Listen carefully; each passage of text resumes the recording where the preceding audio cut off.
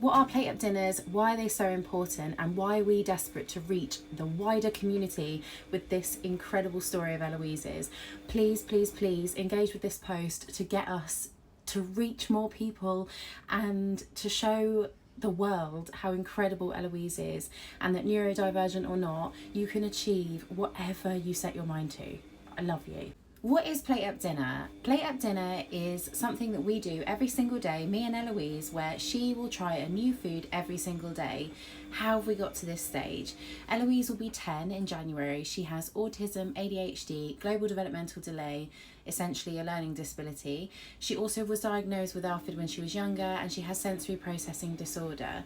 She used to literally only eat brioche and apples from about the age of 2, and it was a real struggle to get her to try, look, touch anything other than that.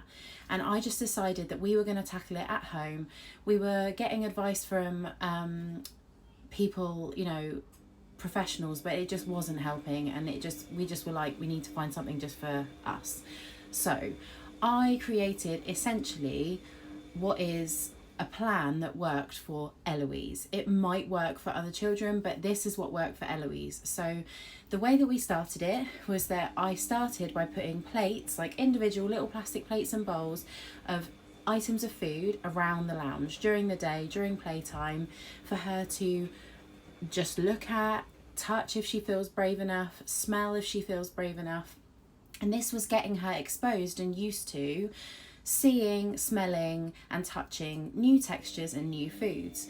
And it was a bit like exposure therapy, but there was no pressure behind it. I never used to force her to touch the foods, to smell them, nothing like that. It was all very relaxed. And after a while of her getting used to this, and I think totally taking this on board, we started to use the mess tray, which was like essentially like a big plastic tray.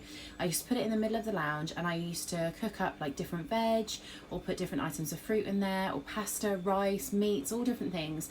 And we used to play with it. So she used to basically touch, feel and smell and get used to all of these new textures, and there wasn't the pressure to actually eat them or to try them. It was just a very relaxed environment. I tried to make everything super positive, and as time went on, she did start to put things in her mouth, try them, explore, which was definitely the way that she used to explore items anyway, was to immediately put them in her mouth. So this worked a dream for us, and it got her to try new textures, and that's how she started to like fruit, which was amazing, because she started to like strawberries and raspberries and all that type of thing, bananas, things that she wouldn't have normally touched, she was now trying. So that was incredible. Then we moved to her dinner plate with her things that she would eat, and then a separate plate on the side, no pressure again, with items that I maybe wanted her to try eventually in the future. It could be something really, really simple, like we started, obviously with her diet being so limited, it was like chicken nuggets on a plate, and it took months for her to try it, but it was just there, it was an option, and eventually she did pick it up and explore, and we had a few times of just touching and smelling, but eventually she did put it to her mouth.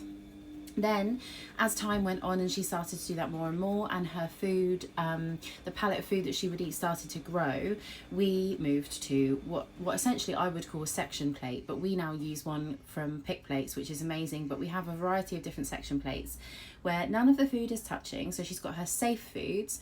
Safe foods are foods that very, very rarely change in consistency, smell, taste, touch. So things like, for example, a piece of white bread would always pretty much be the same, right? Whereas a strawberry, every single strawberry in the packet can taste, feel and smell different, because, you know, that's just manufactured stuff. Like bread and frozen produce tends to be more consistent, which is why they fall into the category of safe foods. So she'd have her safe foods in her section plate, which worked a dream. So she knew in her head, right, those are my safe foods, they're the foods I want to eat. And then eventually I would add just one thing in one of the sections that she doesn't normally eat. And it got to the stage where I realised that it wasn't really working. She was just sort of leaving that item in that section and not really touching it. So then I had the idea of filming us, so she loves to look at herself, she loves to see herself doing things, she loves mirrors, things like that. So I thought, right, let's film it. And initially it wasn't for any social media platform, it was just for us. So I would film plate up dinners at home where she could watch herself trying a new item, and the fact that she was seeing it encouraged her more to try that new thing.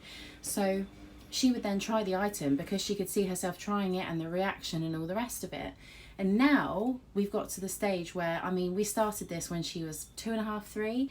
So we're now nearly 7 years on, and she is so willing to try new things. There are textures that she won't go near, but her willingness to try new things is incredible because there's no negativity surrounding this new item, right? It's not like she's going to be punished or had a go at or anything like that. There's no forcing, because it just doesn't work with children.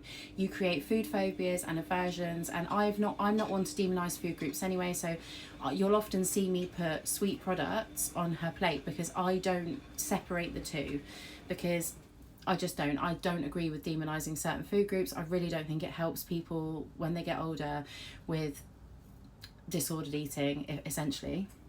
But so for us, what has really worked is that plan. And now, obviously, Plate Up dinners have grown into something incredible.